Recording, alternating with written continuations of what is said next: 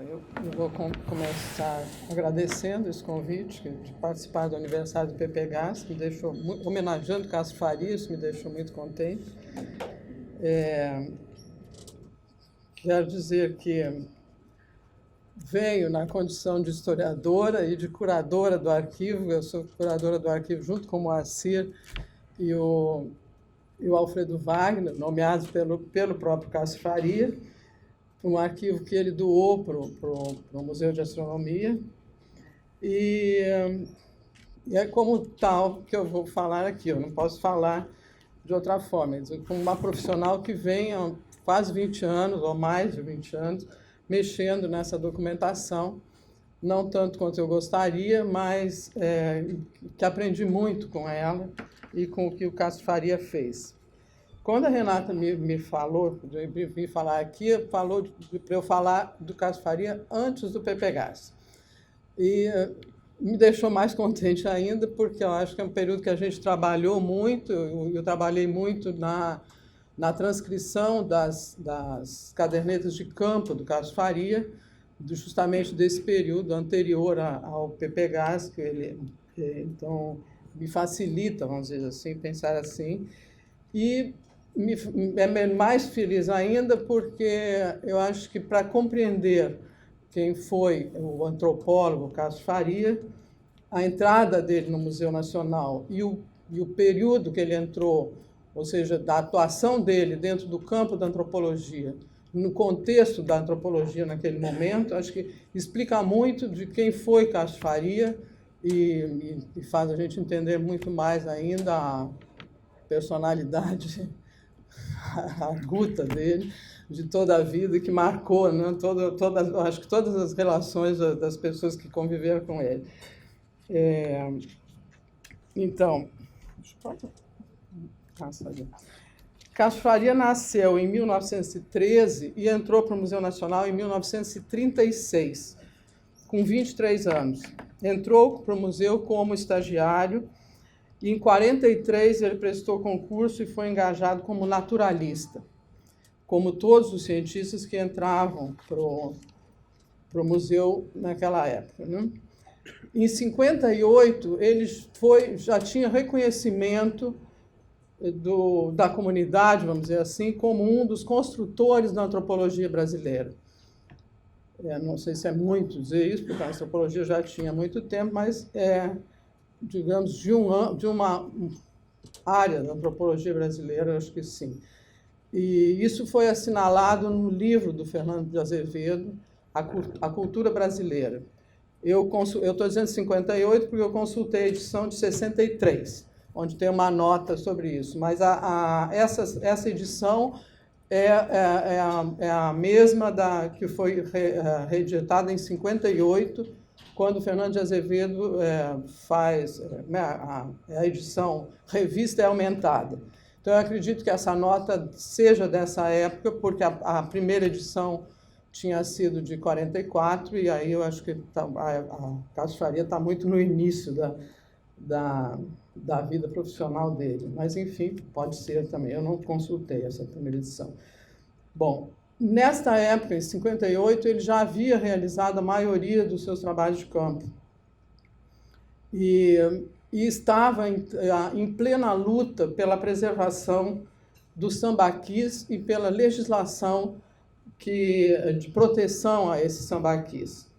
Por quê? Porque nesses trabalhos de campo ele tinha se deparado na região de Santa Catarina com a destruição desses sambaquis por fabricantes de cal e para a abertura de estradas também.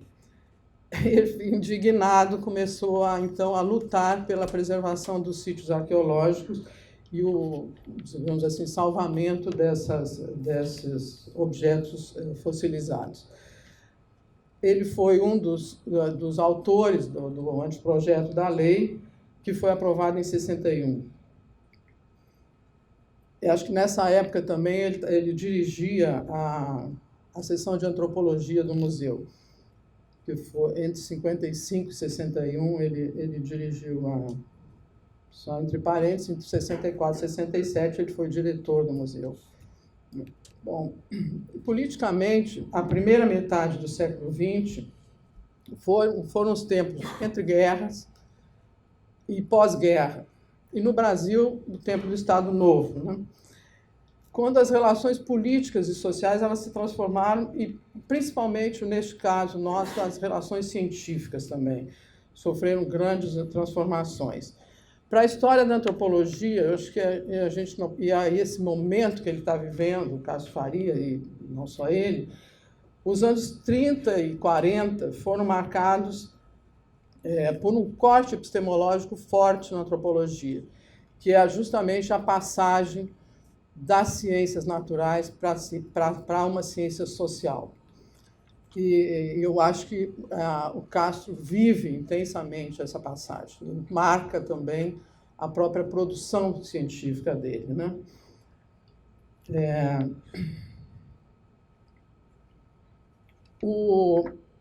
Essa passagem muda, eu diria que o objeto científico da antropologia. Até então, o corpo humano, e depois a cultura e os aspectos materiais e simbólicos. O processo foi longo, pois em 64, em 46, quando a Unesco é criada, a antropologia é parte da seção de ciências naturais da Unesco. E a Unesco é criada como uma seção de ciências sociais. Então, essa divisão ainda não tinha se operado, vamos dizer assim, oficialmente. Mas eu acho que aqui tem problema de dissensões do próprio campo da sociologia, mas acho que não é uma discussão que cabe aqui. Bom, no museu, ainda no século XIX, a antropologia se desenvolveu na seção de arqueologia e anatomia comparada. E eu acho que isso é uma regalia, porque em muitas instituições ela se desenvolveu na seção de zoologia. Havia também a etnografia, também como uma área de pesquisa. E as duas conviveram durante todos esses 2 séculos, vamos dizer assim, e que confundiu, talvez, a própria interpretação e atuação dos cientistas, né? Criou uma dicotomia no campo, e essa dicotomia se acirrou no século XX, principalmente com o nazismo. No Museu Nacional, em 1931, a divisão ficou evidente com a reforma organizacional e foi criada a seção de antropologia e etnologia. E, como bem dizia o Cássio Faria, as mudanças institucionais ocorrem se elas encontram condições para isso. Eu quero dizer que o processo de mudança já estava em curso no Museu Nacional, principalmente com os trabalhos do Roquete Pinto, que era médico, fazia antropologia física, mas usando esses métodos de antropologia física, ele passou a vincular os problemas, digamos assim, do corpo, como que eles trabalhavam, a diferenças físicas, ou seja, passou a vincular as diferenças físicas dos grupos populacionais a questões políticos-sociais. Ele se aproximou da etnologia de Franz Boas e, ao mesmo tempo, como chefe, eu não consegui ver, checar todos os dados de administração deles, mas acho que ele era como chefe da seção de antropologia. Ele passou a engajar especialistas de outras formações que não médica. E, ao mesmo tempo, ele abriu uma seção, uma área de educação e divulgação científica, que naquele momento foi chamada de assistência ao ensino. Foi nessa política institucional que, nos anos 20, entraram para a seção de antropologia do museu Heloísa Alberto Torres, que se especializou em arqueologia, e o geógrafo Raimundo Lopes da Cunha, que adotava a teoria antropogeográfica, vamos dizer assim, de Ratzel, mas de Boas. Ele seguiu Boas e seguia também a visão histórica de Lucien Febvre, que havia publicado em o alentado livro A Terra e a Evolução dos Homens. Em 22 esse livro saiu, já vinha sendo preparado antes. E nos anos 30, registra-se a entrada também de Cássio Faria, que tinha uma erudita formação em biblioteconomia e museus. Eles não foram os únicos, certamente, que entraram para a área da seção de antropologia nessa época, mas eu acho que eles marcam essa genealogia, vamos dizer assim, da prática do Cássio Faria. Quando ele entrou para o museu, ele entrou como estagiário e integrou-se ao grupo que era liderado por Heloísa Alberto Torres, que então era também vice-diretora. A formação profissional eles recebiam no próprio museu. E ao entrar, e isso está registrado nas falas, nas entrevistas de Cássio Faria, os seus orientadores foram Heloísa Alberto Torres, em arqueologia, Raimundo Lopes, em etnologia, e Bastos de Ávila, em antropologia física. Desses professores, ele destacou Raimundo Lopes como o que teve maior influência sobre os seus trabalhos, o que fica muito evidente também quando se toma contato com os trabalhos de ambos. Mas a relação com Heloísa Alberto Torres sempre foi muito estreita, e desde a segunda metade dos anos 30, e nas 2 décadas seguintes, quando Cássio Faria se afirmou, vamos dizer assim, como antropólogo, Heloísa Alberto Torres dirigiu o Museu Nacional, tendo imprimido uma marca científica e política à sua direção, com a qual Cássio se identificou bastante. Ela assumiu a direção do museu em 1938, e no mesmo ano, e era o início do Estado Novo, né? E no mesmo ano indicou Cássio Faria, ainda estagiário, para representar o museu na expedição à Serra do Norte, que foi chefiada por Lévi-Strauss. Ele iria como representante do museu e do Conselho de Fiscalização das Expedições Artísticas e Científicas, um órgão do governo que tinha a finalidade de controlar o espaço físico do país. Foi uma época em que o espaço físico do país foi fortemente controlado pelo governo.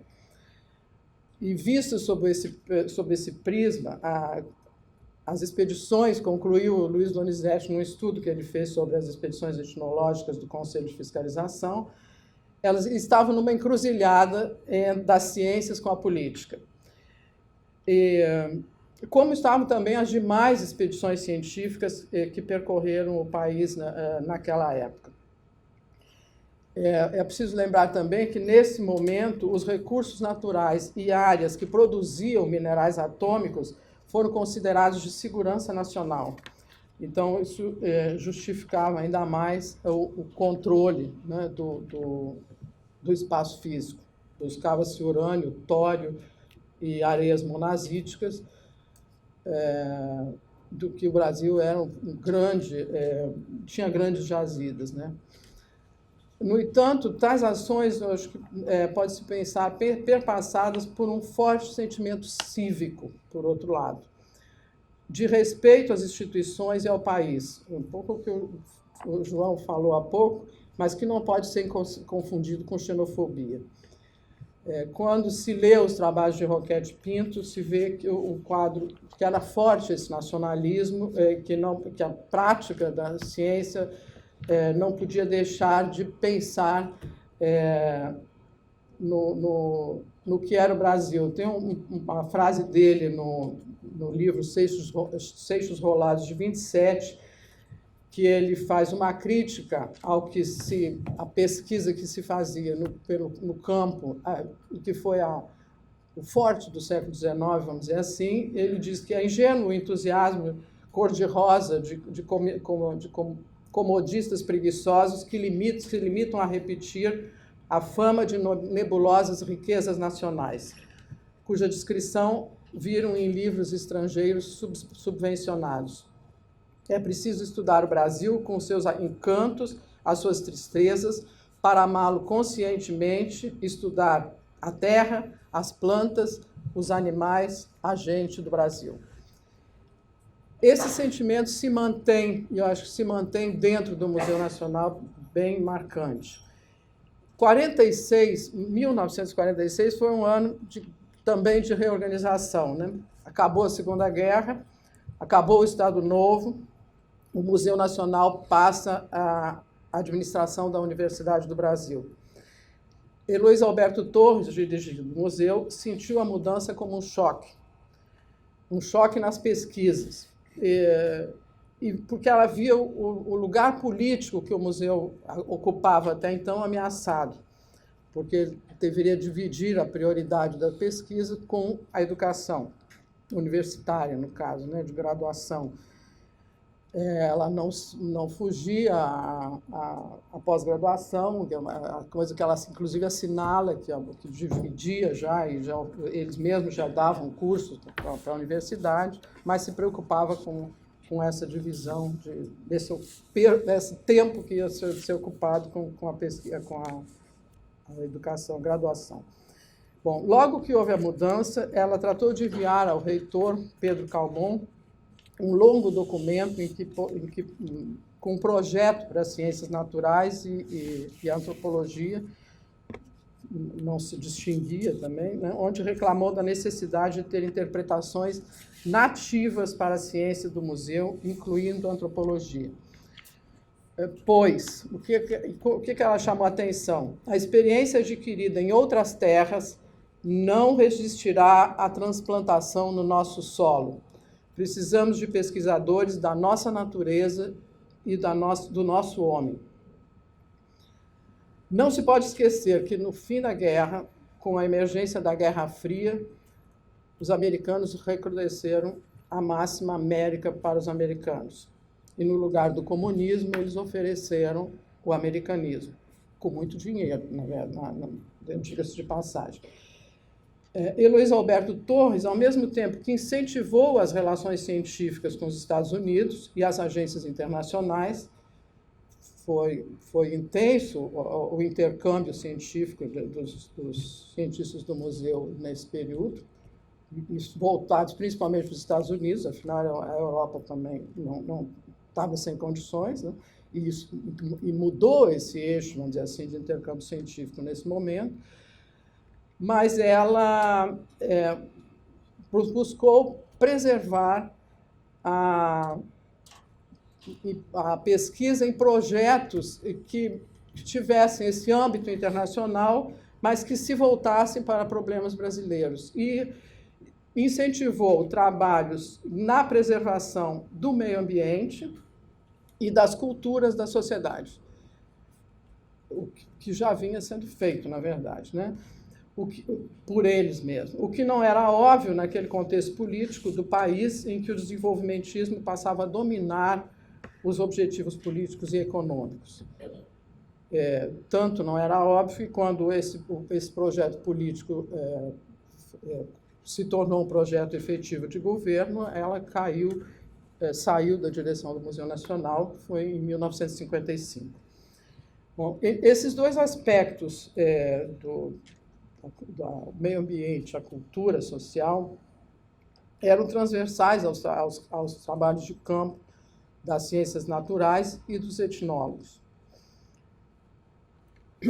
o que não era ainda um trabalho inteiramente cindido, mas as expedições já eram especializadas, porque, se a gente pensar no século XIX, era um naturalista que fazia esse trabalho todo, tanto das ciências naturais, geologia, botânica, zoologia e etnografia. Né? No século XX, as expedições já eram expedições especializadas. Em geral, eles iam para campo em conjunto. Né? Várias expedições que o Castro Faria fez tiveram a companhia de outros especialistas do museu, de outras áreas. Bom, Castro Faria, como a gente vê nos trabalhos dele, se especializa no trabalho da cultura social relativamente ao local, ou seja, ao meio em que essas culturas estão se transformando e vivendo, né, a sua própria história, vamos dizer assim. Aquela primeira expedição de 38, ela vai evidenciar essas prioridades da pesquisa. Tinha finalidade de estudar os índios Nambiquara que habitavam a Serra do Norte, no Mato Grosso. A região havia sido estudada antes por Roquete Pinto, que acompanhou uma das expedições de Rondon, e escreveu o livro Rondônia, sobre o local, que Castro Faria levou consigo. Nessa prática de campo, ele começou a buscar respostas para os seus próprios questionamentos sobre esse seu objeto de pesquisa. Não se preocupou em colecionar objetos naturais ou etnográficos a esmo. Afinal, o colecionismo, para trocar e fazer circular internacionalmente as riquezas locais, ficara para trás, no século XIX, e inclusive no início do século XX. Ele colecionou apenas objetos que fossem representativos das suas preocupações de observações, quer dizer, os hábitos cotidianos dos diferentes grupos, os artefatos materiais de pesca, de caça, de cozinha, etc., ou pequenas coleções botânicas que guardavam os conhecimentos tradicionais e que caracterizavam cada local que ele visitava e analisava.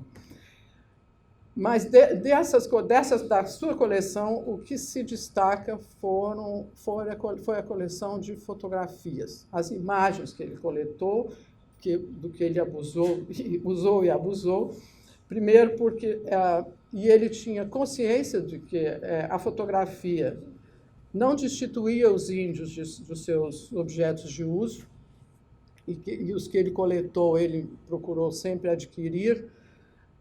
Não tinha essa prática de troca, outras relações que se fizeram nesses colecionismos. E, em segundo lugar, a fotografia lhe permitia registrar o efêmero, ou seja, um gesto, um momento de um ritual, as relações comerciais de objetos, enfim, uma série de situações, vamos dizer assim, que o simples objeto não recuperaria, e tampouco a escrita nem sempre consegue dar conta do que a imagem está transmitindo. E daí ele usava as dois, um como complemento do outro. Bom, outro aspecto que cabe destacar dessa prática foi o entendimento comum. Acho que eu podia mudar aqui, eu só tenho 3 ou 4 imagens aí que são dentro da mesma. O entendimento comum nessa época é que as ciências eram prática neutra, mas neutralidade não significava alienação. Então, o trabalho que ele fez com o sambaquis, eu acho que é um exemplo desse engajamento que ele se propõe, que eu só queria destacar. Uma outra questão também que ele chama atenção é a questão dos lugares de socialização, que ele analisava também com muita atenção. E num trabalho que ele fez para o IFAM, em 1945, ele tem uma observação interessante sobre isso. Quando ele chega num local onde havia sido restaurada uma igreja, ele escreve no relatório para o IFAM que aquele não tinha sido apenas um trabalho de proteção de uma obra de arte patrimonial, mas enquanto um núcleo material da vida religiosa, num sentido dinâmico, desempenhava um papel de coesão das comunidades rurais, um fator de contatos estimulantes e de estreitamento das relações sociais. O mesmo processo de socialização ele observou na economia das feiras semanais durante as expedições que realizou no estado do Rio e na Bahia, em 59, que a feira foi um objeto específico da pesquisa que ele fez. Como ele mesmo sublinhou, ele ia para o campo com um esquema conceitual bem adequado. As suas imagens e registros eram feitas de acordo com o desenho teórico que ele tinha se proposto. No mesmo ano fatídico de 46, aqui eu queria destacar uma opção teórica dele, e um pouco essas observações sobre o trabalho têm a ver com isso. Em 46, no mesmo ano que eu já falei, ele manifestou publicamente uma opção teórica numa primeira e única interpretação da expedição à Serra do Norte, por ocasião de uma palestra no Conselho de Geografia. E que ele deixou um artigo, que também não publicou, chamado A Ecologia das Comunidades Indígenas do Chapadão Mato-Grossense.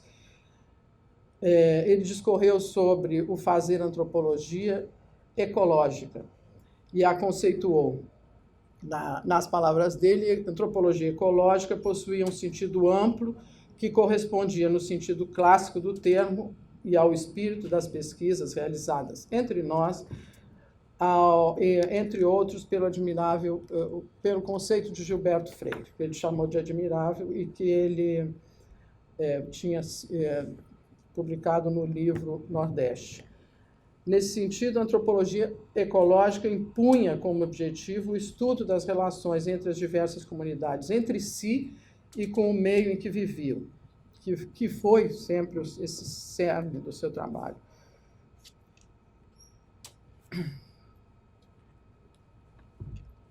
Bom, ele sempre fez questão de nomear os grupos, e a outra questão também que ele vai marcar esse trabalho, os grupos que ele analisava pelos próprios nomes, ele nunca usou o nome genérico, os namiquaras, os parecis, os tupis.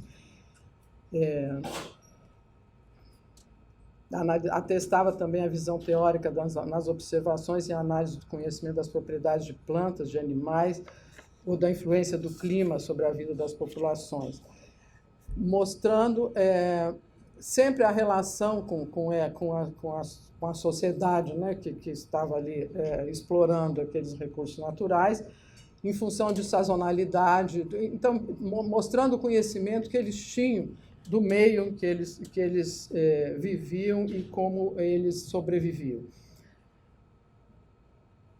Nesse sentido, ele registrou também os diferentes modos de construção de habitações populares, mostrando também em cada lugar as plantas que usavam para a construção, as madeiras, né, as diferentes madeiras, etc.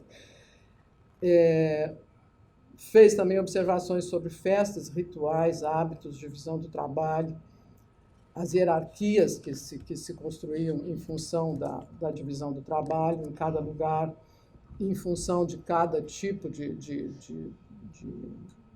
atividade, né? A pesca, a caça, a agricultura, como se faziam, como se dividiam, como era a hierarquia desse trabalho. E concluiu que o equilíbrio ecológico não existia, né? O que existia e que ele fez questão de marcar era a diversidade cultural. Esse trabalho deixa muito claro essa alteridade. Nas expedições de 30 e 40... Terminou? Então só 2 minutos. Bom, nas expedições de 30 e 40, ele fez todo o litoral do Brasil, do sul até a Bahia. Ele reiterou todos esses trabalhos, só que, diferentemente da primeira, ele trabalhou locais urbanizados, né? As pequenas cidades, enfim.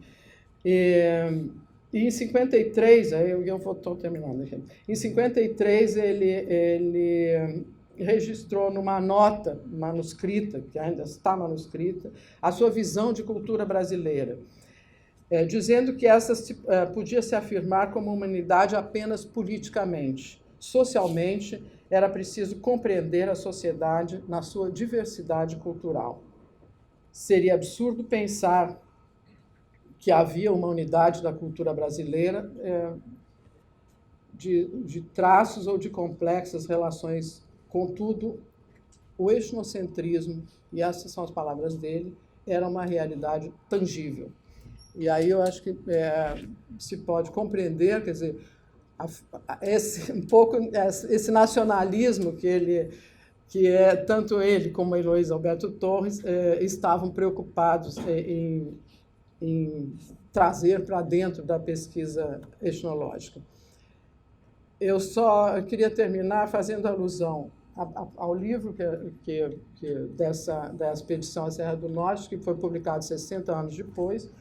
Eu trouxe aqui um exemplar para dar para a biblioteca, que eu acho que a da biblioteca queimou. E dizer que a repercussão deste livro foi muito grande, e principalmente no confronto, como ele foi visto num confronto com o trabalho do Lévi-Strauss. Logo após a publicação do livro, ele teve 2 resenhas na revista L'Homme, do Michel Perrin e do Vassili Rivron. E o museu recebeu muitos pedidos de fotografias e de pessoas que queriam reproduzir partes do livro. Uma pessoa que fez uma pesquisa grande no arquivo foi a Emmanuelle Loyer, que publicou há 3 ou 4 anos atrás a biografia do Lévi-Strauss. Bom, a Emmanuelle gastou umas 3 ou 4 páginas para dizer que para criticar o empirismo das fotografias e a publicação de um diário de viagem contra a teoria fundamentada de um livro publicado anos depois no ambiente da pesquisa acadêmica, como tinha sido Tristes Trópicos. Deixa eu passar um pouquinho o final lá. Em 2017, um artigo publicado na Gradiva por Debene, eu acho que eu não sei dizer o nome dele, deu troco à pesquisa da Loyer, sublinhando que o tradicionalismo do enquadramento fotográfico de Lévi-Strauss, ele disse que era canibal, diante do enquadramento profissional do Castro Faria, que dava às suas fotografias um resultado que contrastava totalmente com a de Tristes Trópicos, publicados nos anos 50, que ele diz, publicado em clichês sobre o primitivismo indígena, que Castro Faria desmistificou pelo simples enquadramento fotográfico. O autor concluiu que a publicação de Um Outro Olhar mudou a história da antropologia contemporânea, e incomodou a todos que seguiam Lévi-Strauss. Para ele, Lévi-Strauss, mesmo negando o primitivismo, não conseguiu disfarçar, evidenciando no enfoque das imagens. E aí essa imagem, que é da foto do Castro Faria, o Lévi-Strauss ele está fazendo a foto, ele enfoca apenas o índio, e aí ele faz a diferença, o índio com a flecha. Ele só enfocou o primitivismo. E o Castro Faria fotografa o contexto, né, o antropólogo, usando uma tecnologia atual, né, contemporânea, fotografando a atividade de caça do índio. Então, ele diz, o Castro Faria mostrou o índio integrado àquele contexto moderno, vamos dizer assim, da fotografia, do telégrafo, das casas com janelas, isso é uma coisa que chama atenção, enquanto que o Lévi-Strauss fotografava apenas os abrigos do meio da estrada, né? Então, ele mostrou esse índio na sua diversidade cultural, o Castro, né? Então, eu queria só terminar com isso, acabei dizendo que eu acho que isso se explica, essa visão do Castro, porque ele teve a oportunidade de desenvolver esse trabalho dentro do Museu Nacional e com a visão que o Museu Nacional tinha desse campo da antropologia. Obrigado. Bom dia, não sei se boa tarde já a todos, né? Eu queria dizer que, bom, agradeço o convite que me foi feito para estar aqui nessa mesa, né? Mas, enfim, eu não tenho, digamos, investigação, né, sobre a vida e a obra do Castro Faria, como vocês acabaram de ouvir, né? E, então, acho que já temos aí informações suficientes para discutir. Queria dizer duas ou três coisas. Primeiro, cumprimentar os colegas que falaram aí na primeira sessão, né? A lembrança de Roberto Cardoso de Oliveira, né? Que foi realmente de importância, enfim, enorme, né? Para todos nós, né? E para o que nós temos hoje ainda do programa, né? Depois era para lembrar, quer dizer, 50 anos do programa, né? Ele mencionou a história aqui que eu digo que não sou fundador, não sou. Quem me colocou aqui dentro foi o meu querido colega Otávio Velho, né? Colega de faculdade e amigo, né? Assim, dos grandes amigos, né? Que lembrou meu nome. Roberto estava querendo pessoas que tivessem com doutorado, eu na época estava fazendo doutorado na França, mas houve um atraso, né? Maio de 68 pesou nisso, não pude chegar para a abertura aqui dos trabalhos, cheguei um ano depois, e fomos, então, entrando, né, no ritmo do programa, né? Então, tudo foi dito aqui em torno de Roberto Cardoso e de outros e outras pessoas que faziam parte da equipe. Eu acho que foram realmente extremamente pertinentes e algumas vezes, inclusive, fiquei emocionado com lembranças aí que foram evocadas, né? Enfim. Bom, com relação ao Castro, é uma coisa assim, muito rápida, né? O Roberto Cardoso já tinha sido feito um contato quando eu estava ainda fora e tal. Depois eu tive que vir ao Brasil por uma casualidade. Na época que o programa estava começando, eu participei de uma reunião na casa de vocês, lá na Copacabana, né? Mas não podia participar. Ele queria que eu fosse coordenador de campo do Nordeste. Eu tinha, né, alguma experiência já nessa área e outras pesquisas e tal. Mas isso acabou não sendo possível. O primeiro levantamento feito pela pesquisa, que, se não me engano, foi em janeiro, né, de 68, né? O pessoal foi para o campo, né, tanto no Nordeste quanto no Norte e Centro-Oeste, né? E, então, quando eu cheguei, fui,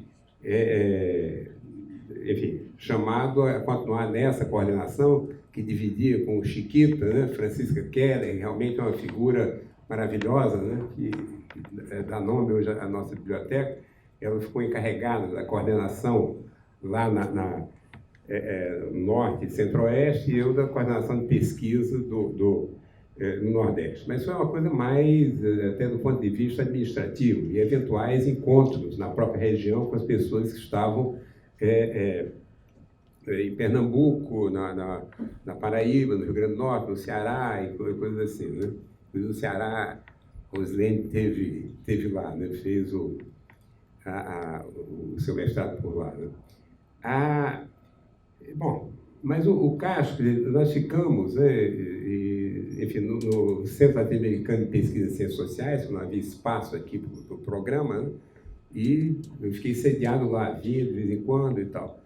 Então, conheci o Castro numa primeira reunião, né, com a equipe do Pepe Gás, né, feita aqui no museu, né, e não tínhamos maior aproximação, né? Depois, quando as coisas começaram a funcionar, enfim, começamos assim, a dialogar de leve. Ele uma vez fez uma crítica, né, muito, eu diria até debochada, de um trabalho que eu fiz sobre as feiras do Nordeste, né, o que gerou brincadeiras e uma certa tensão. E era uma coisa informal, né? O departamento era com o Castro Faria, né? O programa era com o Roberto e tal. Até que, em determinado momento, Aí já tendo concluído lá, defendido a tese, tendo que dar um curso, né? Eu dei um curso sobre pensamento social brasileiro, que era uma das matérias levantadas aí, e o Castro se interessou, porque essa era a matéria que ele dava sistematicamente, né? E então, através aí de Afrânio, Zé Sérgio e tal, ele já tinham feito outros cursos com ele, de antropologia econômica, essa história toda, ele pediu para ter um contato comigo, e realmente isso para mim foi extremamente importante, né? Porque isso abriu um diálogo enorme, uma amizade também muito grande, e demos cursos juntos, né? Ao longo de um período enorme, né? Até a morte de Castro Faria, que ele deu aula até morrer. Né? Ele morreu com 92 anos. Né?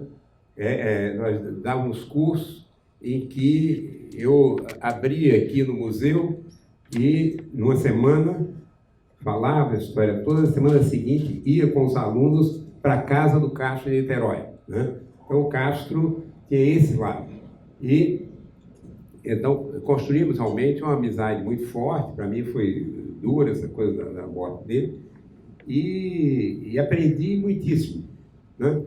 Realmente, o controle, o conhecimento dele em torno, né, em torno dessa literatura, enfim, sobre o Brasil, foi muito importante para a minha formação, foi importante para, enfim, para a minha atuação no programa e tudo isso. Né? E aí foi isso. Aqui, de vez em quando, estávamos almoçando juntos, conversando, nos encontrávamos ali embaixo, na sala dele, né? E, às vezes, no almoço, né?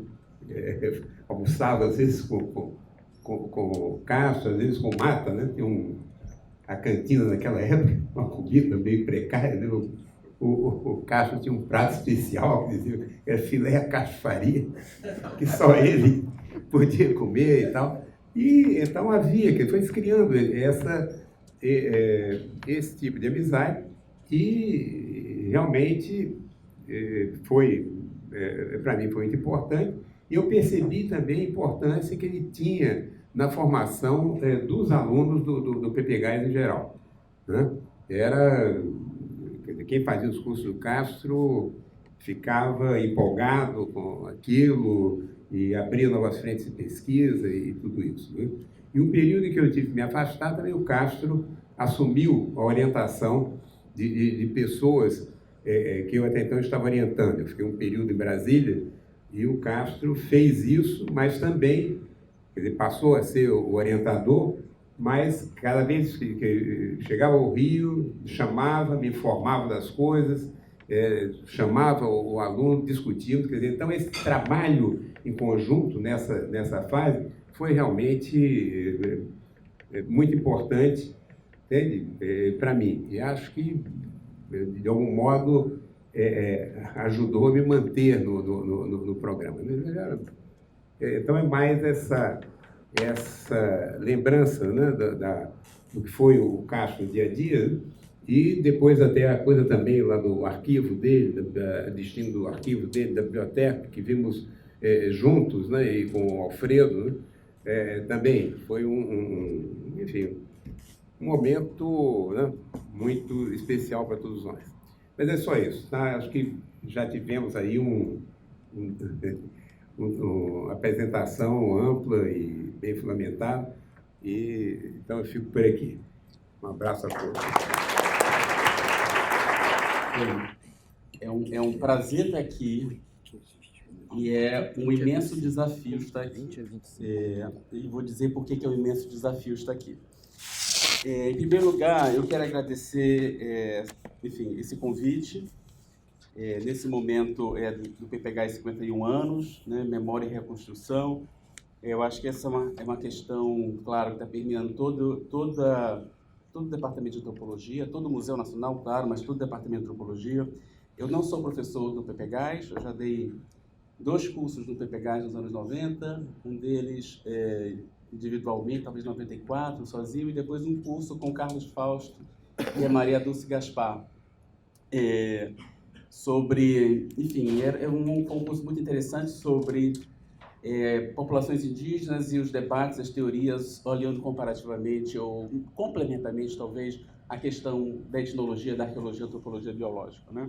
E depois, por uma série de razões, enfim, eu sou pesquisador da Fundação Oswaldo Cruz também, então eu sou tempo parcial aqui no Museu Nacional, mas, enfim, fui curador da coleção de antropologia biológica, e esse convite aqui é um convite bastante especial, inclusive porque eu não sou absolutamente especialista em David Maybury Lewis, como vai ficar claro daqui a pouco. E a ponto de que, quando eu fui convidado pela comissão organizadora e pela Maria Elvira, que me mandou o e-mail, eu achei que havia sido um erro, um equívoco de envio de e-mail. E, enfim, eu escrevi para ela: Elvira, eu agradeço o convite, mas gostaria de confirmar que a ideia é mesmo que eu faça parte da homenagem a Maybury Lewis. Pode ter havido uma troca de nomes? Conheço parte, isso pode acontecer, né, gente? Todo mundo já experimentou isso. Conheço parte da trajetória dele, sobretudo por conta das pesquisas que eu realizei sobre o Chavante no campo da antropologia biológica e saúde. Mas nem de longe sou especialista na obra etnológica de Maybury Lewis, né? E tampouco sei os detalhes da participação dele na criação do PPGás, apesar de ter lido sobre isso. Bem, a Elvira me respondeu dizendo: confirmo que o nosso interesse é sua participação, justamente pela pesquisa do Chavante, etc. Achamos muito importante a participação de outros colegas do museu nesse momento de reconstrução coletiva e seu ponto de vista é relevante. Então, enfim, espero poder contar com você. E aí eu aceitei participar.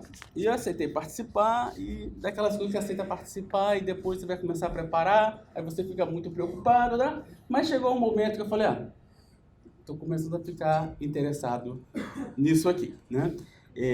Enfim, e então é a partir dessa perspectiva que eu vou fazer alguns comentários para vocês. Então eu não me vejo numa posição de homenagear o David Maybury Lewis. Acho que eu me vejo numa posição de fazer alguns comentários sobre a importância do Maybury Lewis como semeador, utilizando a imagem que o João utilizou, num outro campo que não tem absolutamente nada a ver com a etnologia. Ou tem a ver com a etnologia. Mas eu queria dizer que o Maybury Lewis, ele foi... Está aí atrás? Eu vou comentar sobre isso aí. É um trabalho que foi publicado em 1964 com o título Studies on the Chavante Indians of the Brazilian Mato Grosso, em coautoria com um conjunto de geneticistas que vieram para o Brasil. E eu gostaria de dizer que, digamos, numa certa perspectiva, esse estudo de 64 tem um status fundante para a antropologia biológica tão importante como a Cauê Chavante Society. Esse é o argumento que eu vou tentar desenvolver aqui na minha breve apresentação, né? Então, eu nunca tive proximidade com o Maybury Lewis. Eu acho que encontrei o Maybury Lewis talvez duas ou três vezes. E, sendo franco, as interações que eu tive com ele não foram muito amigáveis. E eu vou dizer por que elas não foram amigáveis daqui a pouco, né? Então, enfim, eu tive contato com os trabalhos do Maybury Lewis a partir de 1989, em particular a Sociedade Chavante, que é a tradução desse livro, que foi feito pela Araci Lopes da Silva, se eu não me engano. Então, a Sociedade Chavante é um livro publicado em 1967, e O Selvagem e o Inocente, em 1965. Eu deveria estar fazendo aqui uma breve biografia do Maybury Lewis, mas eu acho que eu vou pedir para o Roberto, se tivesse de cabeça, poder comentar isso um pouco. Eu li sobre isso, mas possivelmente se eu falar qualquer coisa aqui, vou falar, enfim, algumas impropriedades, porque eu não anotei as datas específicas, enfim. Mas pessoas que o conhecem melhor podem complementar isso. Mas o Maybury Lewis, ele veio para o Brasil nos anos 50, ele encontra o Baldus, se não me engano, num evento que aconteceu nos Americanistas, na Europa, e é nessa ocasião que ele, enfim, é o início do caminho dele para vir trabalhar no Brasil. ele vem trabalhar no Brasil, passa algum tempo trabalhando como gerente para aprender a língua, né? Porque ele estava interessado em trabalhar no Chavante. E na segunda metade da década de 50, ele, enfim, começa o trabalho de campo sobre Chavante. E o que aconteceu do nosso interesse trabalho com esse material do Mabel Lewis é porque em 1990, juntamente com dois colegas em particular, o Carlos Coimbra, da Fundação Oswaldo Cruz, e a Nancy Flowers, do Hunter College de Nova York, nós iniciamos uma pesquisa de campo exatamente na mesma comunidade que o Mabel Lewis trabalhou em 56 e 57, que na época era São Domingos, que era na beira do Rio das Mortes.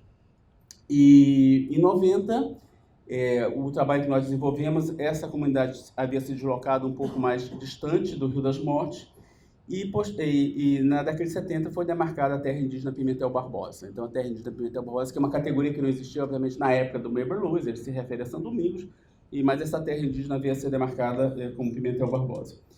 E nós fomos trabalhar em Pimentel Barbosa em larga medida porque era uma população onde havia uma farta documentação histórica e genealógica, que muito nos interessava. Então, nós fomos trabalhar em Pimentel Barbosa.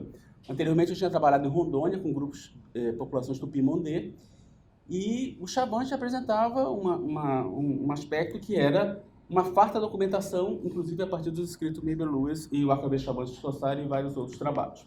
A própria Nancy Flowers, essa colega, trabalhou nos anos 70 lá, fez trabalhos na área subsistência, ecologia humana e demografia, e as genealogias do Mabel Lewis foram muito centrais na reconstituição da população. Então, era uma população que, nos anos 90, você tinha um registro de quase 40 anos de história dessa comunidade, muito detalhada, que era uma coisa sem par naquele momento, né? E foi, em larga medida, por essa razão que nós fomos para lá. Então, e quando nós chegamos a Pimentel Barbosa e iniciamos nossas pesquisas, muitos dos personagens que Mabel Lewis havia encontrado, como os filhos do cacique Apoém, do famoso cacique Apoém, estavam vivos e eram as lideranças naquele momento, né? Então, essa nossa pesquisa ela esteve voltada para analisar os impactos das transformações socioeconômicas e ambientais sobre a economia, demografia e saúde do Chavante. Esse era o nosso foco, né? Um componente histórico e socioantropológico muito importante do ponto de vista de economia doméstica e outros aspectos que os estudos antropológicos anteriores eram de grande importância. E quando nós iniciamos esse trabalho, havia basicamente 3 conjuntos de materiais bibliográficos muito essenciais sobre essa população. O primeiro deles, obviamente, era o trabalho do Mabel Lewis, o material do Mabel Lewis, né? Então, e aí é nesse contexto que eu vou mencionar como é que foi essa interação com o Mabel Lewis, que não foi muito agradável no primeiro momento. Quando nós estávamos nos preparando para realizar o trabalho de campo, isso deve ter sido em março, abril de 1990, o Carlos Coimbra recebeu um telefonema do Mabel Lewis. Por acaso eu estava junto com ele nesse momento. E o Mabel Lewis estava ligando de Cambridge. E a ligação do Mabel Lewis era um pedido, digamos, muito inusitado. Ele pediu para que a gente cancelasse o nosso trabalho de campo, porque ele estava indo fazer trabalho de campo na ocasião. Aí, enfim, nós dissemos, não dá para cancelar o trabalho de campo. Porque, enfim, nós demos uma equipe muito grande, um deslocamento muito grande, tínhamos um financiamento internacional. Inclusive, a gente estava se preparando há muito tempo para isso, a própria Nancy Flowers estava vindo de Nova York, etc, etc. Bem, então, digamos, nós não vamos cancelar o trabalho de campo, vamos para o campo, e lá fomos nós. Nos encontramos lá no campo, nós e o David e a Pia Mabel Lewis, uma equipe de cineastas canadenses americanos. Bem, o que eles estavam indo fazer naquele momento era a filmagem de uma série chamada Millennium. Não sei se algum de vocês conhece, mas é uma série de aproximadamente 10 episódios sobre o Mabel Lewis em diversas partes do mundo, que deriva muito do envolvimento dele com o Cultural Survival, que foi uma ONG que ele fundou no início dos anos 70, juntamente, muito proximamente com a Pia Mabel Lewis, né? muito voltada para a questão dos direitos indígenas, né? E nessa entrevista, tem uma entrevista em 2002 que ele concedeu a Marisa Correia, o Roberto Cardoso Oliveira, o Roque Laray, ele fala disso, né? Que naquela época o Brasil estava sendo acusado de genocídio e nós, evidentemente, tomamos conhecimento disso. Depois de minhas leituras, descobri que não era só no Brasil que isso acontecia, era um fenômeno mundial, que a fronteira de expansão estava produzindo, que invasores estavam entrando em terras indígenas. E foi nesse contexto que eles fundaram a ONG Cultural Survival, e sua finalidade era realmente documentar os abusos, publicar documentos a respeito e verificar a possibilidade de aliviá-los. Essa finalidade continua até hoje. Estou lendo aqui. Então, enfim, ele estava nos pedindo para não ir para trabalho de campo, mas a gente foi lá e a gente interagiu, mas tinha um objetivo muito, muito importante, esse documentário que eles estavam realizando. Bem, no campo, nós passamos 15 dias juntos. Nós dormíamos nós comíamos no mesmo local, né? Só que o Mabel Lewis nunca se dirigiu a palavra a nós. Nós nunca falamos durante esses 15 dias, né? Aí ele claramente não estava muito satisfeito que nós estávamos lá. A Pia Mabel Lewis tinha um contato com a Nancy, elas eram amigas, então a intermediação acontecia por ali, né? E foi um trabalho de campo muito interessante, porque nos finais da tarde, depois que a gente terminava o nosso trabalho, enfim, dado momento, a gente assistia as filmagens, né? Então nós vimos os bastidores dessa filmagem, que foi bastante interessante, sobre, inclusive, a dimensão de espontaneidade e não espontaneidade dos filmes etnográficos, né? A gente estava olhando ali por trás e todas as negociações envolvidas ali para a realização daquele filme, né? Mas, enfim, então esse conjunto de materiais do Mabel Lewis bibliográfico foi extremamente central. Um segundo conjunto de materiais importantes para esse estudo que nós fizemos foram, no campo da antropologia biológica especificamente, aí eu tenho que fazer... Quanto tempo eu tenho? Trazer algumas informações aqui. 13 minutos, tá. Bem, são talvez dois personagens que alguns de vocês nunca ouviram falar, né? Um deles é um geneticista norte-americano chamado James Neal, e o outro é um geneticista brasileiro que certamente muitos aqui conhecem, o Francisco Mário Salzano, né? Bem, o James Neal, ele veio para o Brasil em 1962, fazer essa pesquisa de campo no Chavante, e ele tinha aproximadamente 47 anos de idade na época, né? Ele é um geneticista que é fundante da moderna antropologia, moderna genética norte-americana, e ele era nada mais, nada menos, nesse momento, do que o responsável por realizar todas as análises e conduzir os estudos sobre os efeitos da bomba em Hiroshima e Nagasaki. Então, ele era um cientista extremamente poderoso, potente, muito bem estabelecido. E mesmo nesse momento inicial da carreira dele, ele descreve, enfim, de uma maneira muito detalhada isso nesse livro, Physician to the Gene Pool. Era um sujeito que tinha, digamos, uma percepção de perspectiva de memória, a própria memória dele, muito, digamos, muito proeminente, né? Os historiadores que trabalham com o material dele dizem que até os guardanapos de anotações em restaurantes estão nos arquivos pessoais dele, que estão na American Philosophical Society, né? Então, ele tem um conjunto documental, enfim, muito amplo em relação a isso, incluindo as correspondências que ele trocou com David Mabel Lewis sobre esse projeto, né? Então, o que aconteceu nesse momento? Ele estava... No final dos anos 50, no começo dos anos 60, ele conduziu esses estudos sobre os efeitos da bomba em Hiroshima e Nagasaki. Existiam alguns debates importantes acontecendo. Um deles era sobre qual seria a taxa de mutação da espécie humana. Que isso é uma coisa muito central, você pensando nos efeitos da bomba, né? Então, qual é a taxa de mutação normal e como é que você acompanha o que está acontecendo na espécie humana, com todas as implicações de exposição à radiação, no mundo que estava cada vez mais exposto a esse tipo de tecnologia.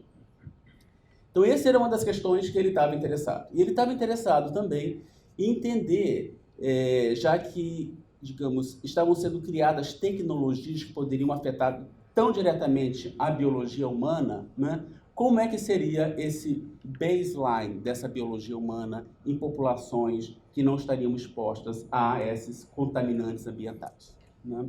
Então é nesse contexto que esse sujeito, né, vem trabalhar, digamos, nesse Brasil primitivo no sentido pristino, do isolado, do puro. É muito comum o uso daquelas metáforas: o portal está se fechando, nós precisamos estudar antes que o portal se feche. Muito povoado com essas imagens, né? E que isso, a propósito, não era só dos geneticistas, acho que os antropólogos também, né? Essa ideia da alteridade radical da Marisa Peirano a gente pode aplicar talvez aos geneticistas também, né? Então ele vem para o Brasil por essas coisas que acontecem de cruzamento de pessoas, porque o geneticista brasileiro Francisco Salzano passou um tempo lá em Michigan, em Ann Arbor, na Universidade de Michigan, onde o Neil era professor, com uma bolsa da Rockefeller nos anos 50. Então, lá, conversando, etc., aí vamos trabalhar no Brasil. Aí é a partir que surge essa perspectiva de trabalhar aqui no Brasil. Agora, eles precisavam de uma coisa muito importante. Eles precisavam de genealogias.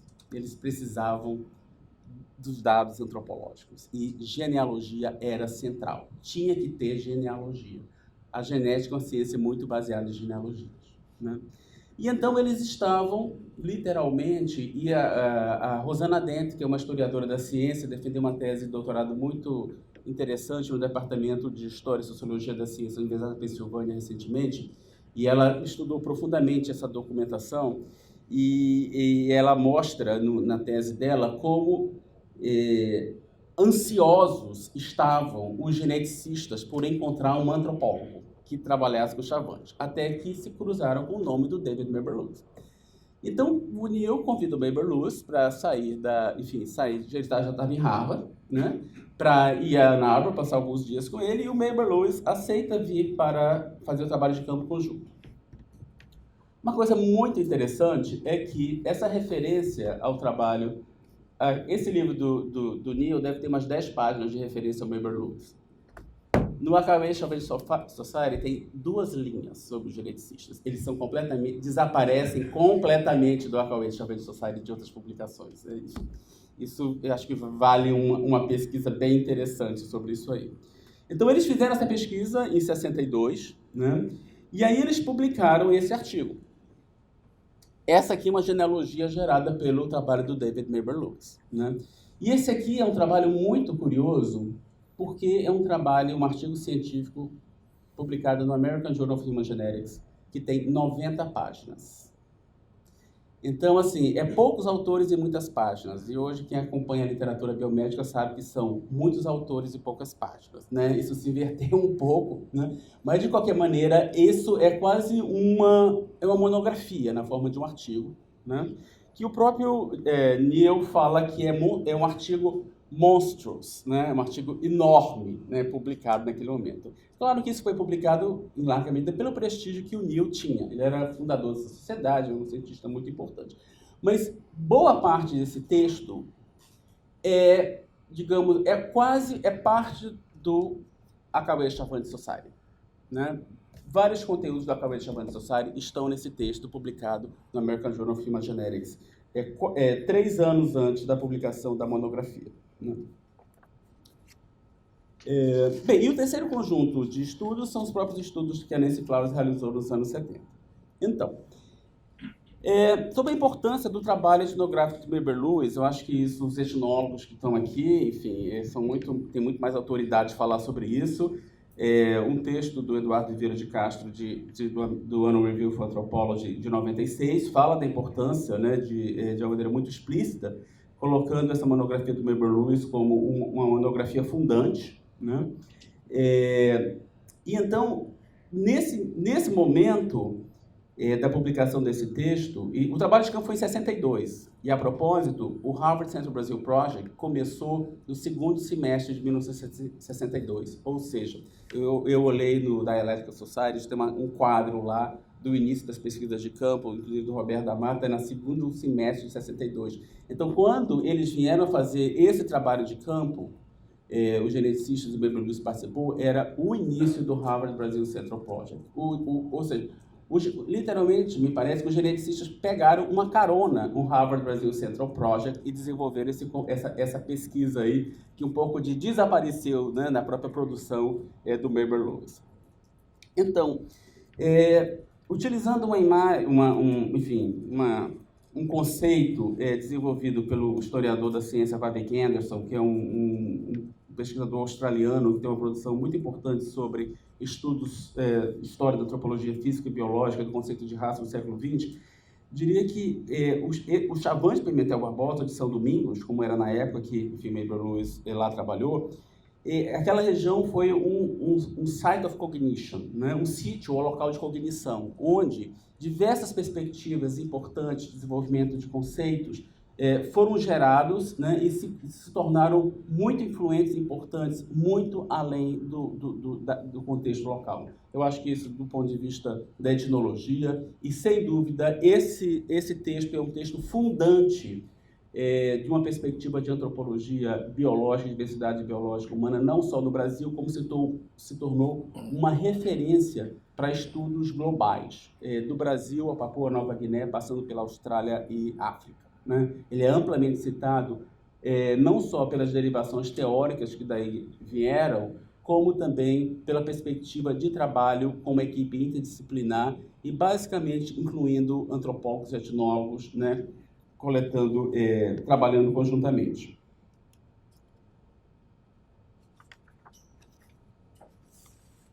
Então, assim,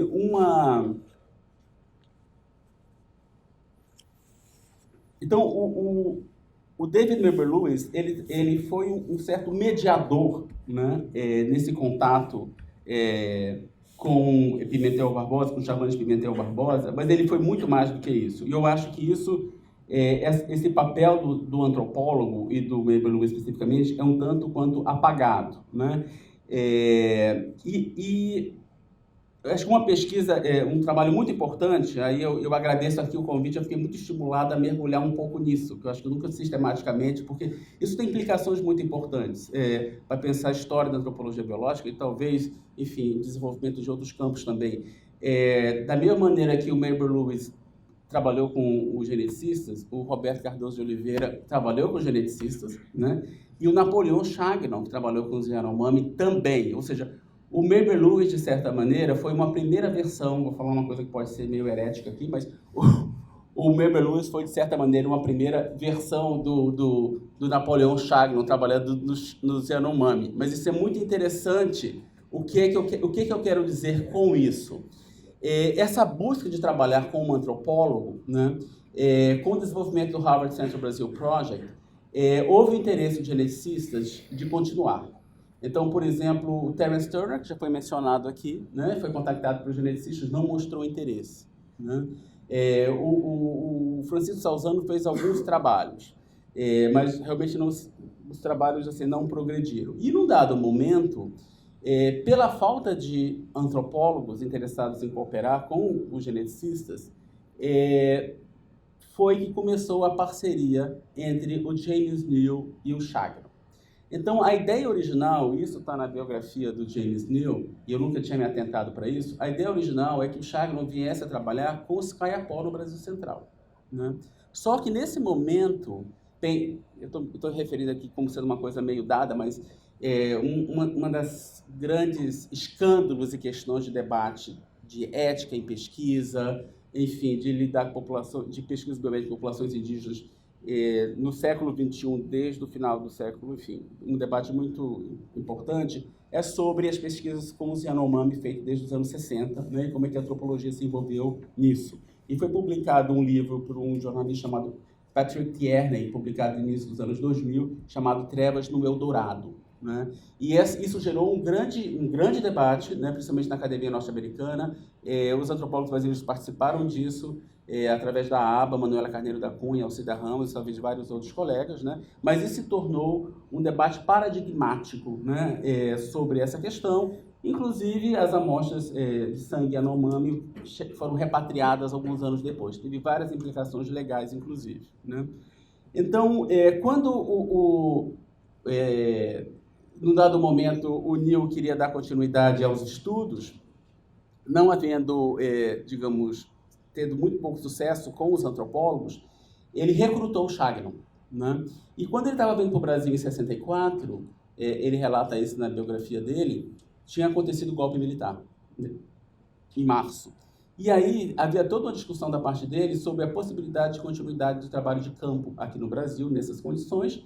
Ele fez uma escala do voo dele na Venezuela, né, vindo dos Estados Unidos, e aí surgiu essa ideia de trabalhar com os Yanomami. Então, o Chagnon, que iria originalmente trabalhar aqui nos Kayapó, acabou indo trabalhar nos Yanomami, né? Mas relacionado, de certa maneira, a esse interesse de pesquisa, ter um antropólogo e trabalhando basicamente com a produção do contexto mais histórico e das genealogias tão importantes para, enfim, as pesquisas genéticas. Bem, eu queria me referir rapidamente à pesquisa da Rosana Dent, porque a pesquisa de arquivo dela mostra não somente a centralidade do James Neal, digamos, da colaboração do Mabel Lewis com o James Neal, como também o envolvimento do James Neal na vida profissional do Mabel Lewis naquele momento, né? O Mabel Lewis parece que teve um processo de contratação por Harvard que foi não aconteceu de maneira tão direta, né? E num dado momento ele estava no departamento de relações sociais de Harvard, depois que ele foi para antropologia, no qual o apoio do Mabel Lewis, o apoio do Neal foi muito importante, porque esse era um departamento de relações sociais, um departamento de caráter interdisciplinar, né? Então o apoio de um geneticista, o Neal deu uma carta de recomendação para eles, enfim, teve possivelmente implicações importantes.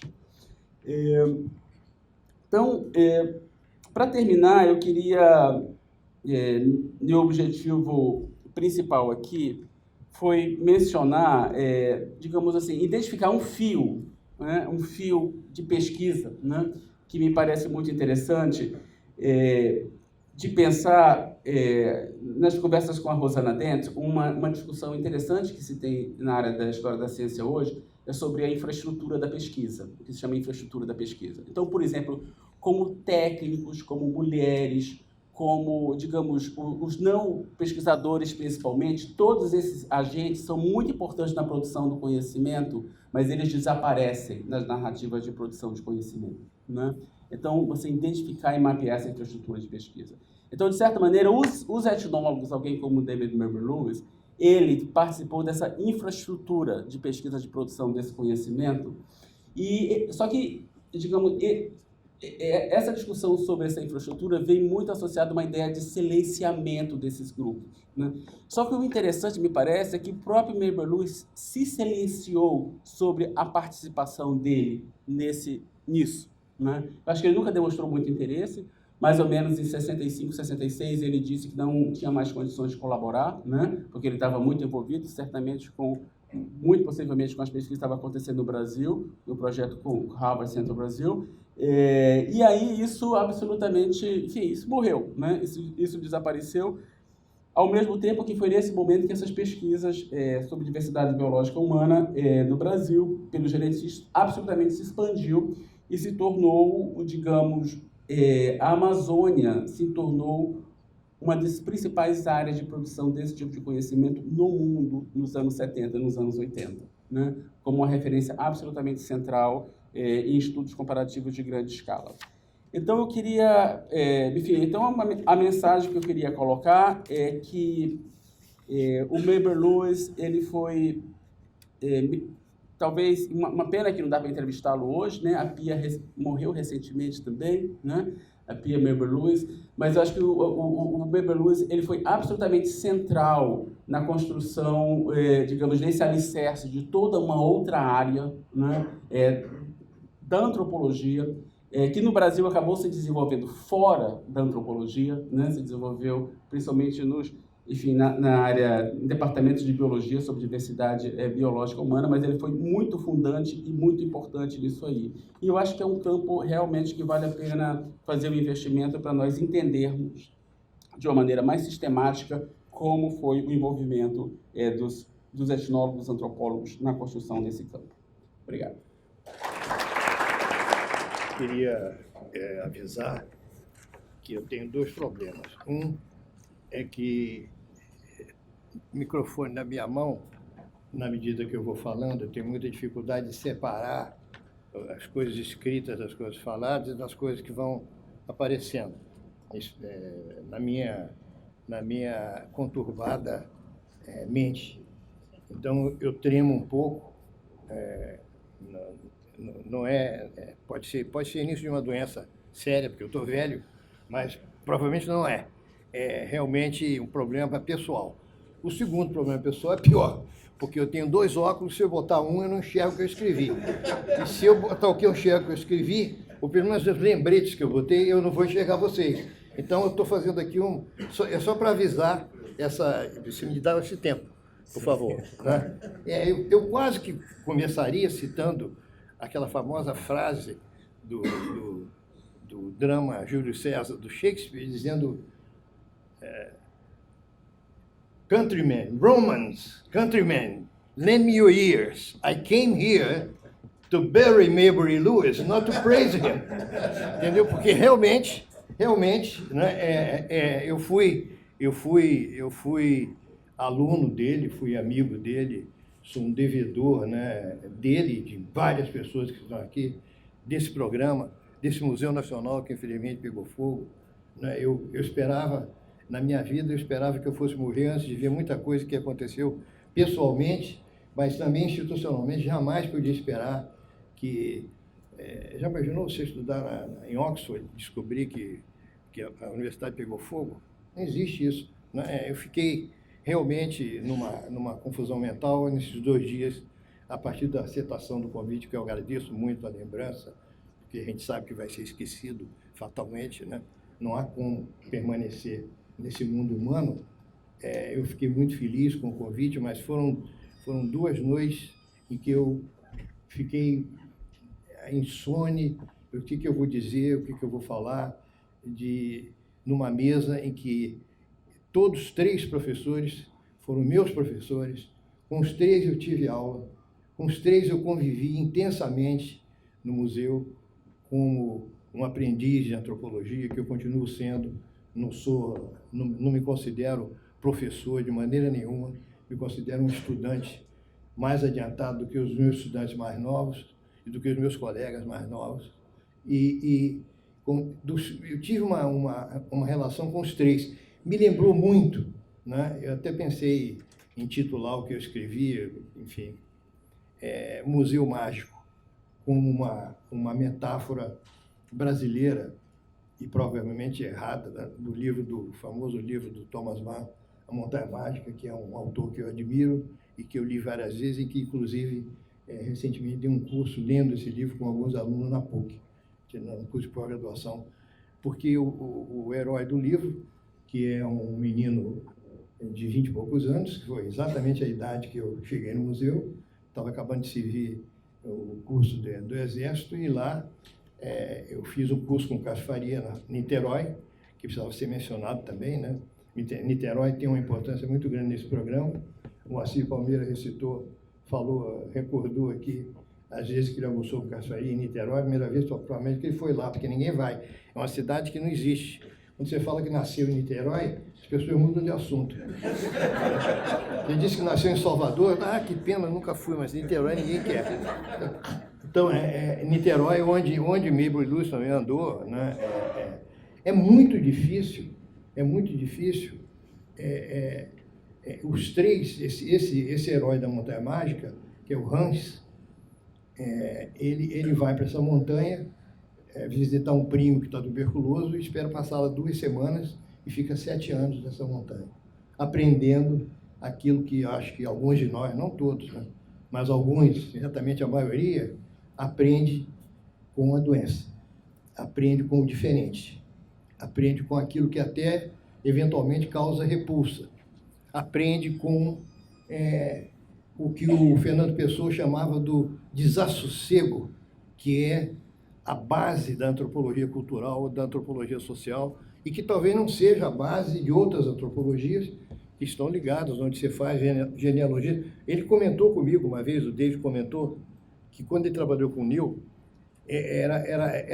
as genealogias eram mais tranquilas, um geneticista fazia genealogia de outra maneira, porque ele estava interessado somente no fato físico, biológico, enquanto que ele, como antropólogo, estava interessado em outras coisas, como eu também não fiz. Eu apresentei outro dia, numa palestra que eu fiz lá na PUC, para o olhar espantado dos meus colegas que não fazem mais, aliás, nem sabem o que é genealogia, que fazem outras coisas, a genealogia que eu fiz de toda a tribo Apinagé, que demorei anos para fazer, mas trabalhei muito e fiz, que ocupa uma parede inteira, porque não é um grupo que tem culto de ancestrais, e nem a ancestralidade, e nem os espíritos são importantes. Então, simplesmente fiz eles se lembram, toda coisa é horizontal. Então, como eu me colocando, né, indevidamente, mas com a devida vênia de vocês, no papel de Hans Castorp, né? Primeiro, eu conheci essa senhora, chamada antropologia, que é uma senhora complexa, né? Ela é lésbica também,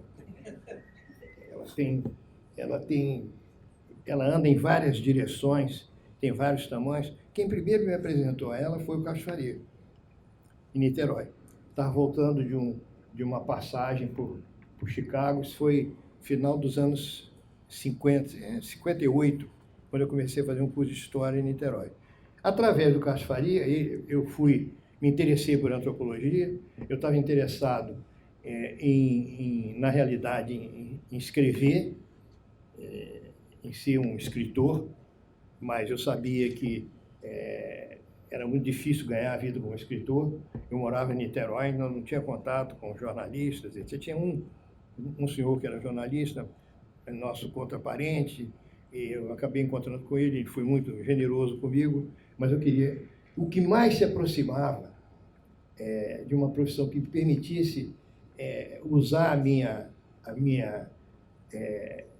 traidora imaginação era a antropologia, porque foi nas aulas do Castro, porque a primeira coisa que eu aprendi com o Castro Faria, o homem é um animal desprogramado. Nós não temos programa, nós não somos determinados biologicamente, nós estamos determinados por uma coisa que se chama cultura. Nas primeiras aulas dele, não sei para onde foi parar isso. Eu sempre estou lembrando isso. Alguns alunos de pós-graduação, eu lembro, a gente é desprogramado. Por isso, nós somos fascinados com qualquer crença, com qualquer resposta definitiva, com qualquer solução definitiva. Isso nos atrai de uma maneira absolutamente irresistível. É difícil resistir a quem tem a chave. Eu, por exemplo, fui atraído, óbvio, com várias pessoas da minha geração, a chave da história.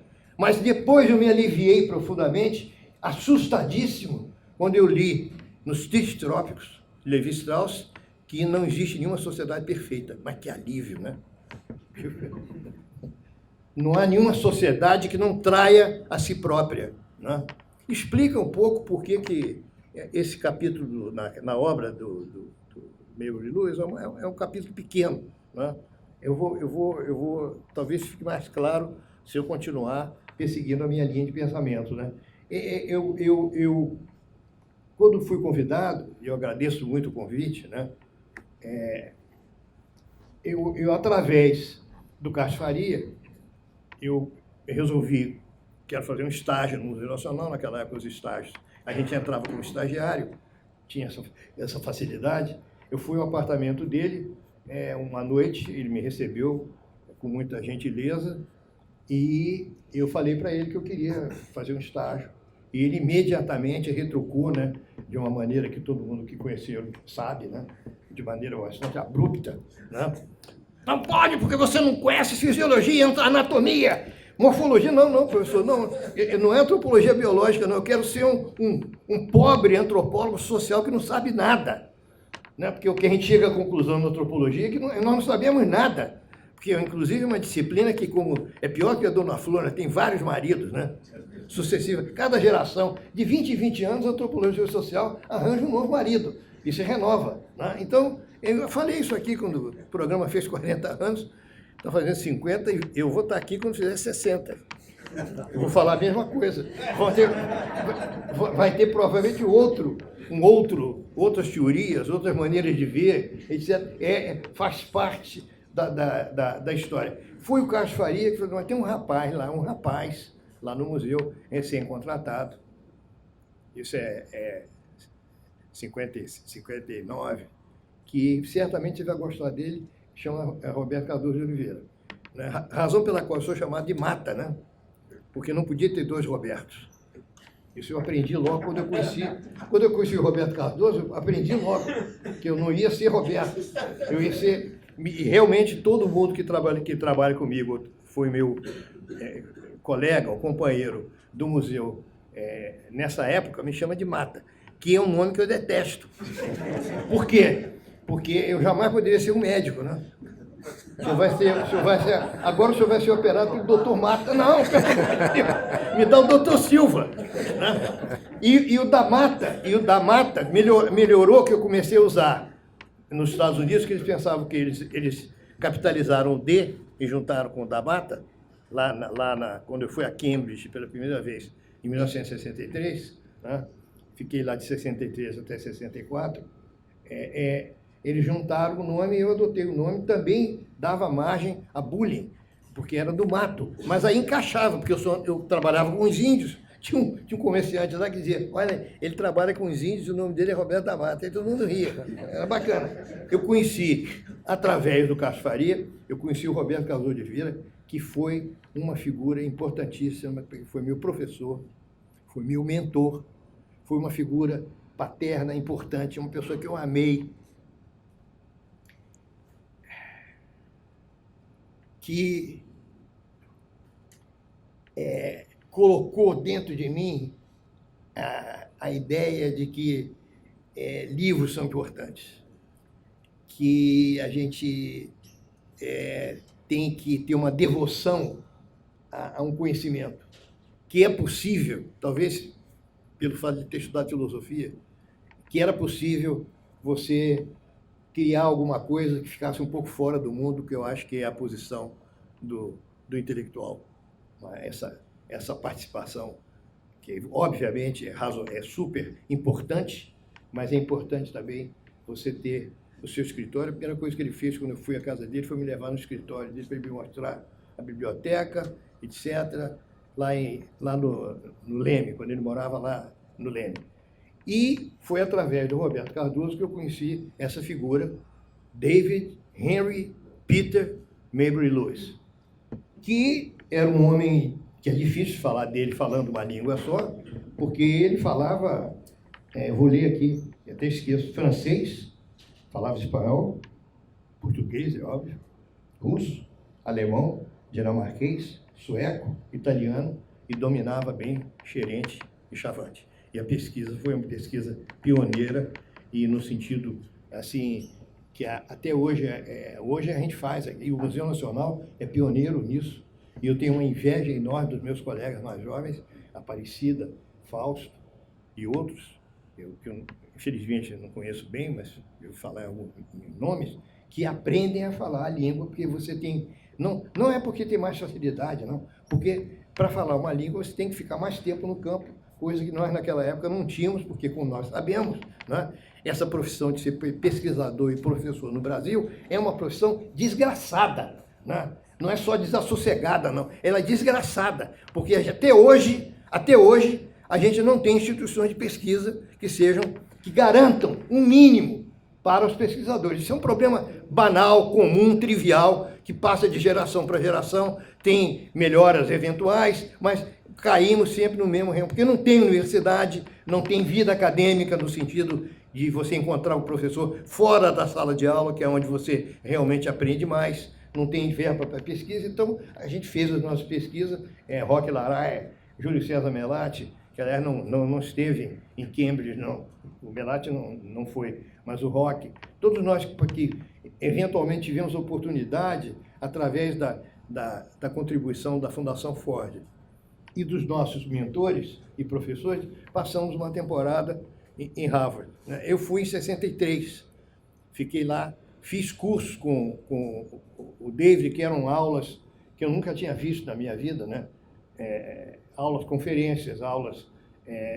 Ele atraía muitos alunos porque era um homem com uma aparência Era um homem bonito, era um homem bem apessoado, era um homem que falava um inglês absolutamente perfeito, com sotaque oxfordiano, no momento que esse sotaque agradava aos americanos e, ao mesmo tempo, os humilhava. Porque era fantástico. Os americanos não sabiam. Ele usava certas palavras pronunciando a inglesa e não pronunciava a americana, né? E, por exemplo, issue, ele não falava issue, ele falava issue. Então, eu assisti a aula com ele. Foi lá que finalmente eu entendi um capítulo importante das estruturas elementares do parentesco, que era o capítulo que falava dos sistemas de parentesco da Austrália. Ele levava transparências e projetava. E foi lá que eu entendi a natureza desses sistemas. E foi lá também que eu li um livro que eu acho que fala mais do Maybury Lewis do que a Queenshavant Society, que é uma monografia escrita sobre, debaixo da tutela do professor dele, do orientador dele, que eu também conheci pessoalmente, Rodney Needham, que era um homem, para dizer o mínimo, excêntrico. Era um homem extremamente preocupado, quase obcecado com certas questões, entre elas obcecado pela personalidade dos seus heróis culturais, o último dos quais era o Levi Strauss. Ele tinha retrato desde Kant, e quando você chegava no escritório dele e perguntava, sabe quem são essas pessoas? Era o primeiro teste. Se você não soubesse, ele já não te convidava para tomar aquela cerveja horrível que tem na Inglaterra, né? Quente. Ele está acostumado a tomar choppinho gelado. Me deu um tour por Oxford. Aqui, Mozart fez não sei o quê. Everything is here, everything is here. Então, esse professor que me contou também. Depois eu fiquei mais velho, voltei lá várias vezes, encontrei com ele novamente. Ele me contou que marcava com o David para entregar. Eu até fiquei tranquilo, porque todo mundo fez isso, né? Quem não entregou, quem fez coisa no prazo? Né? Sempre a gente precisa de um tempo a mais. Eu marcava com o David, no David, e fez esse livro. É um livro fechado, em cima de uma problemática que os ingleses desenvolveram, que tem a ver com coisas muito, assim, aparentemente palpáveis, que a gente chamava, na época, de organização social e parentesco, né? Que é o lado que o Newton entrou e ele aceitou, e que depois se complica, né? Se complica exatamente porque isso é uma profissão, né, competitiva, né? A vida intelectual não é uma coisa feita de amores, né? É feita de amores e de ódios. Então, tem pessoas, a gente discorda das pessoas, a gente aprende a discordar. É uma dialética muito curiosa, que você acaba discordando do cara que mais te ensinou. Você pode até virar o contrário, né? O cara era um materialista e você vira um espiritualista, ou vice-versa, porque ele te ensinou isso, né? Então, houve uma rivalidade muito grande. O Terry Turner era um excepcional intelectual e muito, muito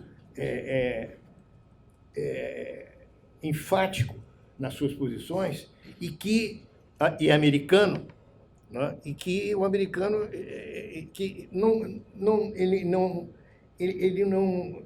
como é que eu vou dizer? Não é que ele não aceitasse, claro que ele aceitava, o Maybury Lewis foi o professor dele, mas ele tinha vontade, provavelmente, de que o Maybury Lewis fosse mais igual a ele do que o Maybury Lewis poderia ser, porque era outra pessoa, de responder na hora. E o David não era assim. O David era um sujeito que não discordava, né, no sentido direto, né? I don't agree with you, aquela coisa americana, né? Quem esteve lá sabe, fica até meio assustado. Não concordo com você, eu acho que você está... You're wrong, your mistake. O David não era assim. O David provavelmente foi o cara mais gentil que eu conheci na minha vida. Foi o homem mais educado que eu conheci na minha vida. E eu posso dizer isso, assim, do ponto de vista da minha perspectiva, como um brasileiro de classe média, numa casa que não tinha livros, que eu fui o primeiro a levar livro para minha casa. Então, eu sou uma pessoa que me preocupei muito, e até hoje me preocupo em me autoeducar, em me autocivilizar. Não tive essas vantagens. Quando eu cheguei em Cambridge, né, fiquei hospedado na casa dele, né? Tinha um filhinho pequenininho e uma mulher. Ele me recebeu na casa dele. Ele me deu a chave, aliás, do apartamento dele, né? Nós ficamos hospedados com ele. E voltei lá depois, em 67, para fazer um doutorado. Fiquei 3 anos, não morando com ele, mas fiquei 3 anos lá. Em todas as ocasiões em que eu fui recebido por essa família. Então, fiquei amigo dos filhos, vi os filhos cresceram, acompanhei a carreira desses meninos. E quando terminei meu doutorado, isso é até bom que eu diga, for the record, né? Quando eu terminei meu doutorado, ele ligou para mim e falou que tinha uma oferta para uma pessoa que tivesse escrito na linha, que na época a gente chamava de estruturalista, não era pós-estruturalista, ainda era estruturalista, né? Que tinha uma posição na Universidade de Ann Arbor, em Michigan, onde eu tenho um grande amigo, que é o Conrad Kotak, que é emérito, né? Com quase todas as pessoas da minha geração, é emérito, né? E ele falou isso para mim, e eu, no dia que eu recusei, ele falou para mim, como se fosse assim, olha, Roberto, como um prêmio pelo que você fez aqui, eu recebi essa oferta. Eu sei que você vai voltar para o Museu Nacional e para o Brasil, e voltei para o Museu Nacional, porque eu nunca deixei de honrar os meus compromissos com esses 3 professores, apesar de, às vezes, ficar um tanto quanto magoado, ou triste, ou chateado. Mas como aconteceu com Hans Castorp, que na Montanha Mágica encontrou Settembrini, encontrou Nafta, que é o jesuíta, tomista, né? E encontrou o Peppercorn, que é o homem que vivia a vida. Não sei, os 3 não correspondem a nenhum esses tipos não correspondem a nenhum desses 3, né? A Castro Faria, a Roberto Carlos de Oliveira e a Maybole Lúcia. Mas o que eles fizeram foi uma coisa extraordinária, que eu acho que foi uma coisa movida, né? Pela incrível capacidade que o Luiz Roberto mencionou, e eu acho que foi mencionado também aqui nessa mesa, né, que me antecedeu, pelo João, uma capacidade rara de gestão, de visão, de saber como você poderia colocar a antropologia brasileira em contato com uma antropologia não é que era internacional, cosmopolita, cosmopolizar um pouco a inteligência matuta que o Monteiro Lobato falava dos brasileiros, que não chegavam um palmo adiante do nariz, que quando olhavam para o francês, se ajoelhavam, e como Gilberto Freire acentua, liam subsociólogos franceses, porque não frequentavam as escolas francesas, frequentavam as livrarias, onde as pessoas discutiam as belas letras, a literatura. Porque, vejam bem, o museu, isso foi dito aqui, o museu, a Dona Heloísa, isso está publicado num livro maravilhoso que a Marisa Correia escreveu, isso aqui é correspondência de Dona Heloísa com Buell Quinn e com Charles Wegler. O Charles Wegler casou com uma bibliotecária do museu. Então, esse contato, esse laço internacional, poderia ter sido feito nos anos 40, nos anos 30, quando o Chuck Wegler andou aqui. Não foi. Por que não foi feito?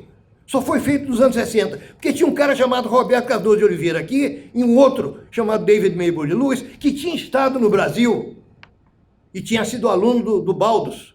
E o Baldus colocou para ele o desafio, que é um dos desafios do Acquis Society, e que eu levei, está escrito explicitamente na minha tese sobre o Rapinagé, e está escrito na tese do Melati, que, aliás, é muito melhor do que a minha, e talvez seja tão bom quanto o livro do Maybole Lewis, que são sociedades que, no Handbook of South American Indians, organizado pelo Julian Stewart, são sociedades classificadas como marginais. Por quê? Porque elas não tinham rede, elas não tinham cerâmica, então a tecnologia era, comparando, mesmo no mesmo nível das outras sociedades ameríndias do Sul, era uma tecnologia mais pobre, entretanto, tinha uma organização social extremamente desenvolvida, e vou terminar colocando isso, né? E se eu não terminar, você me termina. Uma organização social extremamente complexa, na qual você diluía tanto as relações de afinidade, as relações matrimoniais, quanto as relações de consanguinidade.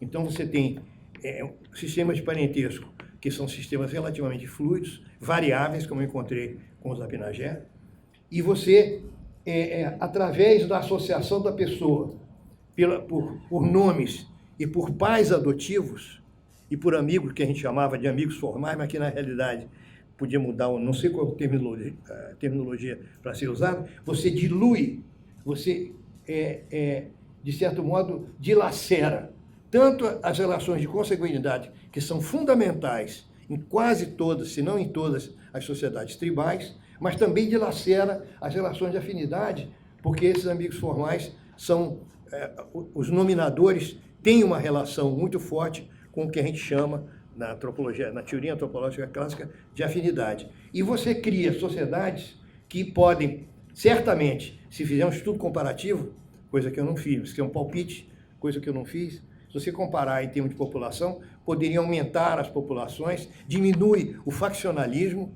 e você tem aldeias maiores, sociedades maiores. E foi esse desafio que o Herbert Baldus colocou para o Maybury Lewis.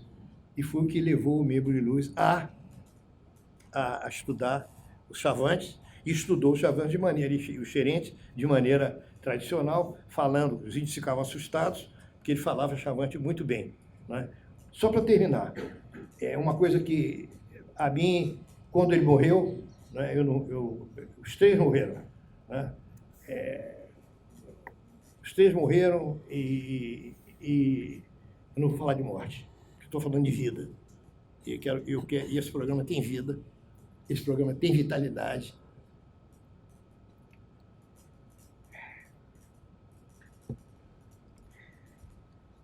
E apesar de tudo que está acontecendo, ele vai continuar vivo e vital. E vai aumentar. E vai chegar aos 100 anos. Vai ter um século. Com um museu reconstruído. Com muita filantropia, porque vai acontecer um dia que os milionários brasileiros vão começar a dar dinheiro para o museu, né? Porque até agora eles só dão dinheiro para a família. E vão para os meninos cheirarem cocaína e irem viajar para Miami. Ou então vão para Cannes, né? Mas um dia vai acontecer, pode não sei quando, mas vai acontecer, o museu vai ser reconstruído e os pesquisadores, esse programa vai ter talvez uma quantidade maior ou menor de alunos, eu não sei se a antropologia vai continuar ou não, eu acho que pode ser uma ciência desassossegada, que pode chegar em desassossego, mas se Deus quiser isso vai acontecer, e a lembrança desses tempos de formação, ela vai ser uma lembrança essencial, porque foi já a combinação dessas três personalidades que eram tão, num determinado ângulo, eram tão distintas, tão vigorosamente diferenciadas, né, conseguiram, de certo modo, fazer uma química em que esse inglês que estava radicado nos Estados Unidos, numa grande universidade americana, conseguiu reunir alunos americanos por causa das suas aulas, por causa do seu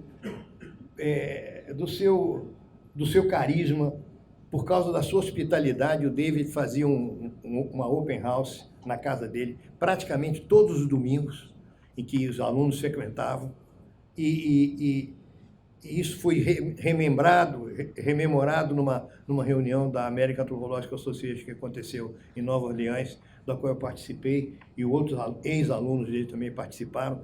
Um deles, James Peacock, falou disso de uma maneira muito... Assim, eu como sou brasileiro, né, a gente tem essa coisa de frequentar a casa do outro, entra até sem bater, né? Você está dormindo, o cara... Oi! Ela te acorda. Para mim não era importante, mas para os americanos que são muito mais contidos e discretos em termos de relações pessoais, era uma coisa extraordinária ser recebido por esse professor, pela esposa dele. Então, eu, infelizmente, né, participei dessa cerimônia fúnebre, desse enterro secundário que nós estamos fazendo atualmente no Ocidente, né? Nós nos surpreendemos quando Bororo o índio Craó trazia os ossos para dentro da aldeia, para enterrar definitivamente. Nós hoje fazemos enterro secundário, porque todo mundo quer ser cremado. Aí faz 2 enterros. Eu não quero. Vou logo avisando, não quero. Se algum de vocês for, não, eu quero você enterrar de uma vez só. Para não ter sofrimento, para não lembrar. Onde é que vai botar as cinzas, porra? E aí as cinzas, o que é que faz? Falei para meus filhos, vovô, meus netos, vovô, e as cinzas joga na latrina e puxa a válvula. É o melhor remédio. Não, mas vamos botar numa árvore. Que árvore, porra? Morreu, acabou. Eu estive nessa cerimônia e foi dessa cerimônia que eu roubei de um sujeito também extraordinário, turco, curiosamente, turco, apoiador do Erdogan. Deus sabe como os seres humanos se esgotam ou não se esgotam. Nur Yalman, que fez também um livro clássico sobre Sri Lanka, na época Ceilão, eu roubei isso dele. Nessa cerimônia fúnebre, né? E nessa memória, e toda memória é uma confissão, né? Eu estou me confessando, eu estou confessando coisas aqui, como você também confessou, não imagina mesmo ficar, não falou com você, pô. Como é que pode, né? Esse homem que era tão gentil e tal, não falou com você, paciência, né? Para mim, eu vejo de um jeito, você viu de outro, né? É puro Fernando Pessoa, né? Do livro do Desassossego, né? Então, o Nur Yalman falou isso quando foi falar da geração dele e do David. Ele disse, pois imagine um homem que falava 10 línguas praticamente, fluentemente, né? Então, ele podia dizer eu te amo, ou eu gosto de você, ou eu sou grato ao que eu aprendi com você de 10 maneiras diferentes. Muito obrigado.